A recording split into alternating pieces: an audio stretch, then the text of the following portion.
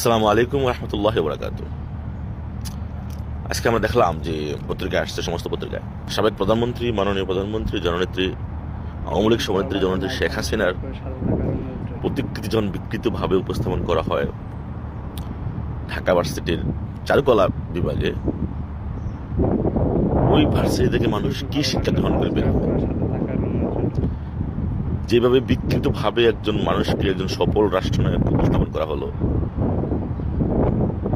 সেই প্রতিষ্ঠান থেকে মানে মস্তিষ্ক সম্পন্ন মেধা কিভাবে বের হবে?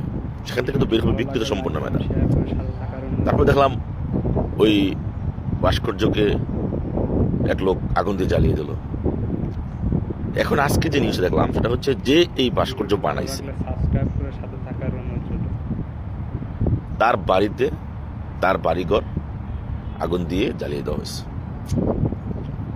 আমরা দেখতে পাইছিলাম যে বঙ্গবন্ধুর বাড়ি কিভাবে আপনারা বোল্ডোজার দিয়ে উড়িয়ে দিয়েছিলেন, কিভাবে বিভিন্ন এমপিদের বাড়ি বোল্ডোজার দিয়ে উড়িয়ে দিয়েছিলেন, আগুন লাগিয়ে দিয়েছিলেন, কিভাবে মুক্তিযুদ্ধের সমস্ত কি বলে এটাকে ভাস্কর্যগুলোকে কিভাবে ভেঙে দিয়েছিলেন।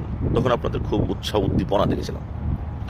তারপর আমরা যেমন দেখলাম যে বোল্ডোজারের সামনে এই যে টিকটকার কাফি দাঁড়িয়ে দাঁড়িয়ে উল্লাস করেছিল, তার বাড়িও কিন্তু জ্বালিয়ে দেওয়া হয়েছিল। আপনারা তখন কাফির বাড়ি জ্বালিয়ে দেওয়া হয়েছে, অত্যন্ত বেদনাদায়ক।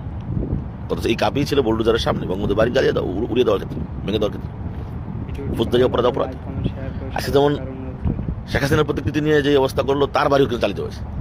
তারপরে এই যে আপনাদের ইউটিউবার বলেন পিনাকি ভট্টাচার্য, যার দ্বারা শিশু হত্যা হয়েছিল, তার বাড়িও কিন্তু আগুন দিয়ে জ্বালিয়ে দেওয়া হয়েছে।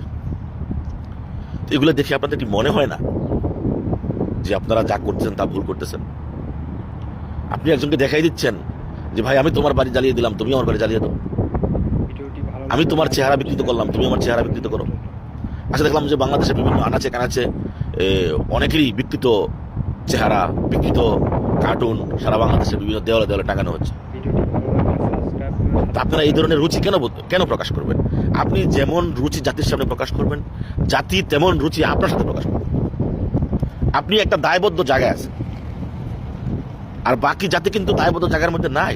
অর্থাৎ আপনি তাদের কাছে যত ভালো প্রত্যাশা কিভাবে করেন যে আপনি একজনের ব্যাপারে খারাপ কিছু বলবেন আর আপনি তার কাছ থেকে ভালো কিছু পাবেন? অতএব আমি বলবো, নিজের রুচিকে সাবলীল সুন্দর করুন, মানুষের কাছ থেকে ভালো সুন্দর ফিডব্যাক পাবেন। ধন্যবাদ।